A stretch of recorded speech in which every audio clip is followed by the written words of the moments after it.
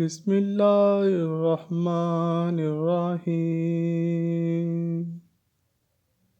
آج کی ویڈیو میں ہم آپ کو حدیث مبارکہ کی روشنی میں غسل کا صحیح طریقہ سمجھائیں گے۔ خود بھی پاک صاف رہیے اور اپنے قریبی لوگوں کو بھی پاک رہنے کا طریقہ سکھائیے۔ صدقہ جاریہ سمجھتے ہوئے اس کو شیئر ضرور کیجیے۔ سب سے پہلے دونوں ہاتھوں کو اچھے طریقے سے دھویا جائے، پھر بائیں ہاتھ سے اپنی شرمگاہ کو اچھی طرح دھوئیں۔ بعد میں ہاتھ پاک مٹی یا صابن وغیرہ سے صاف کریں۔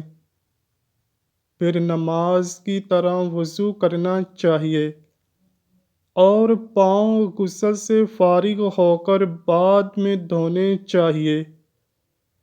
وضو کرنے کے بعد اپنے سر کے بالوں میں خلال کریں۔ وہ اس طرح کے ہاتھوں کی انگلیاں تر کر لیں۔ دائیں ہاتھ سے سر کی دائیں جانب اور بائیں ہاتھ سے سر کی بائیں جانب بالوں میں انگلیاں پھیریں اور بالوں کی جڑوں کو نہایت عمدہ طریقے سے تر کریں۔ اس کے بعد 3 چلو پانی بھر کر سر پر ڈالیں، پھر باقی سارے جسم پر پانی بہائیں، آخر میں پاؤں دھوئیں۔ غسل دائیں جانب سے شروع کریں۔